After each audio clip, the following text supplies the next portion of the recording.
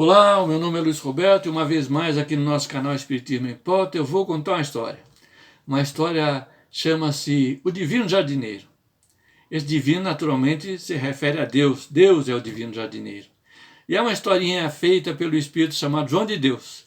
A psicografia foi do Chico Xavier num livrinho chamado Jardim da Infância. Eu até já falei dele em outras historinhas. E vou contar mais uma outra história também que eu tirei lá, o cunho moral eu tirei lá desse livro chamado Jardim da Infância.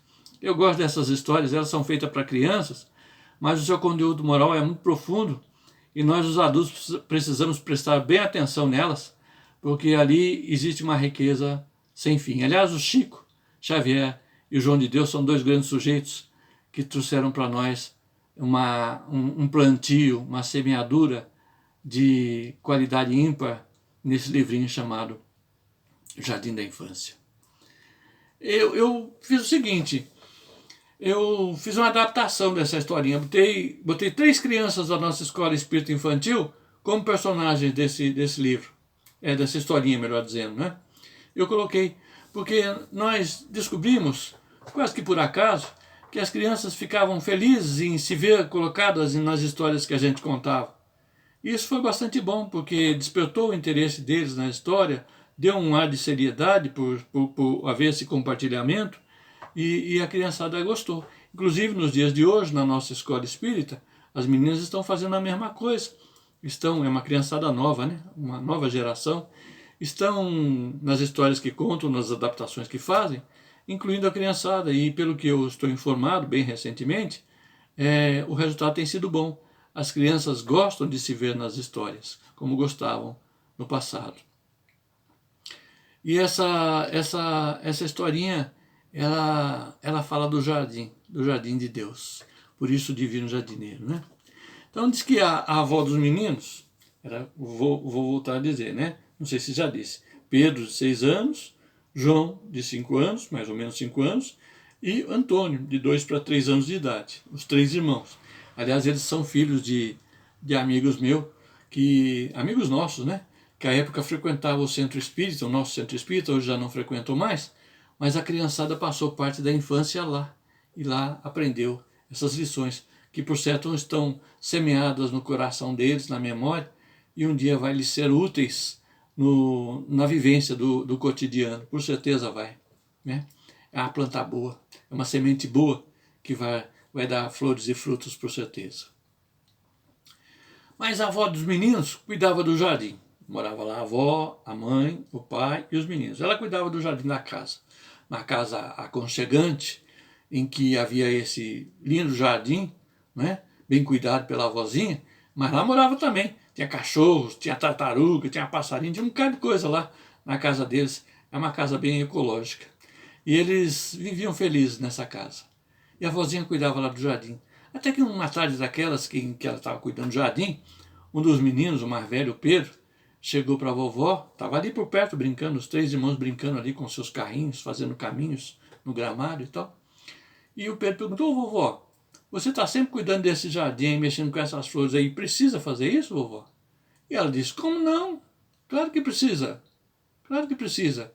Eu plantei essas plantinhas, eu cuido delas desde que elas nasceram, e elas estão agora produzindo flores, mas precisam ser cuidadas. Assim somos nós também. Quando a gente é criança, os adultos cuidam da gente. Mamãe, papai, vovó não cuida de vocês. Vocês são crianças. Um dia vocês vão crescer e vão também produzir flores e frutos. Ou seja, também vão ter crianças para vocês cuidarem também, né, quando forem adultos. E é assim, nós precisamos cuidar o tempo todo do nosso jardim. Veja Deus, por exemplo. Deus tem um imenso jardim. O jardim de Deus não tem tamanho que a gente possa mencionar, que possa dimensionar o jardim de Deus. O jardim de Deus é enorme, né? E Deus cuida todos os dias do jardim dele. Todos os dias Deus cuida, né? Aí o menino João, que estava por perto escutando, disse assim: vovó, eu nunca vi o jardim de Deus. Ela disse: como não? Como não, menino? Você mora nele. Ué, como moro nele? Mora sim.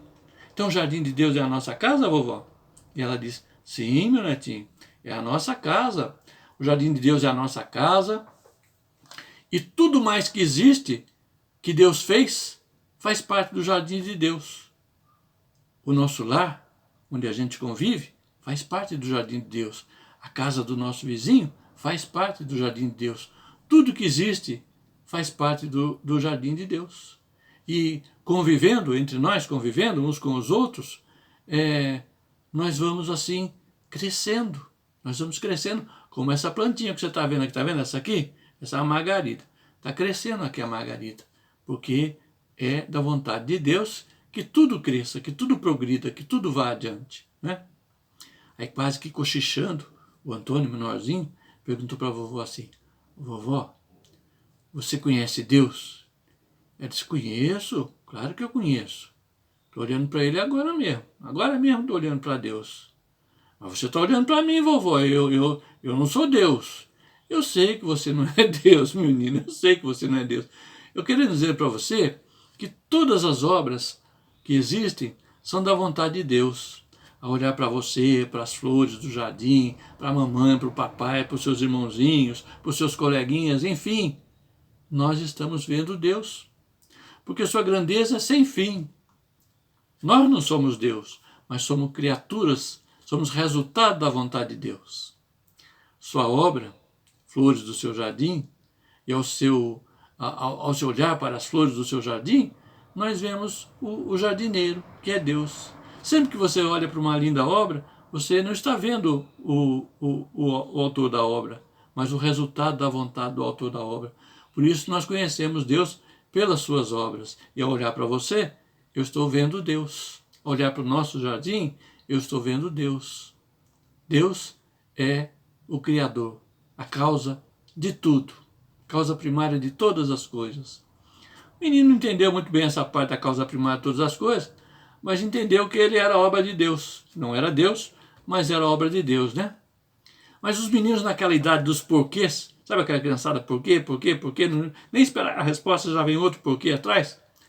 Esse cara é pensativo por alguns instantes, mas muito pequeno, muito pouco instante mesmo. E o Pedro logo perguntou, lascou lá a pergunta para a vovó, né? E vovó, se você já falou com Deus, você sabe onde está Deus?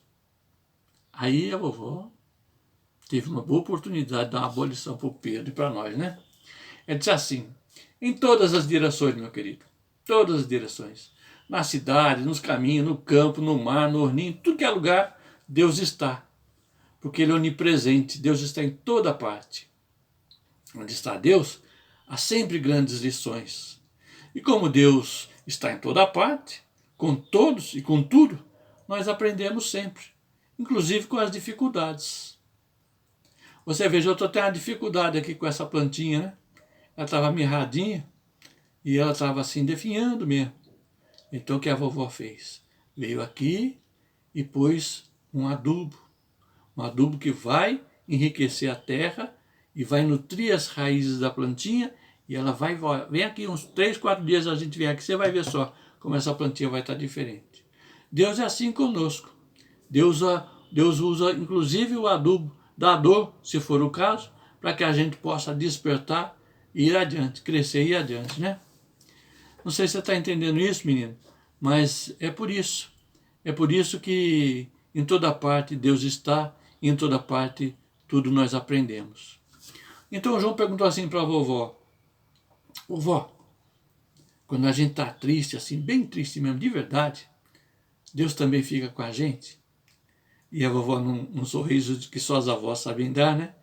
Disse: claro, claro que está. Ele é um jardineiro dedicado às suas flores, menino, bastante dedicado às suas flores. Cuida delas o tempo todo, no prazer, no sofrimento. Deus está sempre com a gente. Deus não descansa. Deus está sempre conosco. Mas à noite ele descansa, né, vovó? Disse o Antônio. Descansa não, meu neto, descansa não. Só nós, as criaturas de Deus, nos cansamos e precisamos, por certeza, descansar para refazer as nossas energias, né? Vovó está aqui hoje cuidando das plantas. Já estou com dor nas cadeiras aqui, sabe, de ficar aqui agachadinha. Então, logo mais, eu vou tomar um banho, tomar um chazinho, vou descansar um pouquinho, porque eu preciso descansar. Mas Deus não descansa, não. Pode ser aquela noite longa, sombria, aquela noite que parece que nunca vai acabar, que a gente está com insônia, né? Não consegue dormir, parece que a noite nunca vai acabar. Deus está ali com a gente. Na claridade do dia, com aquele sol bonito, ou esteja chovendo, Deus está ali com a gente. Deus cuida o tempo todo do seu jardim e sempre plantando novas sementes. Sempre plantando novas sementes. Nossa, vovó, falou Pedro. É sim, menino. É isso mesmo. Convivendo no jardim de Deus como estamos agora fazendo, conversando, brincando, trabalhando, tudo é flor de ensinamento.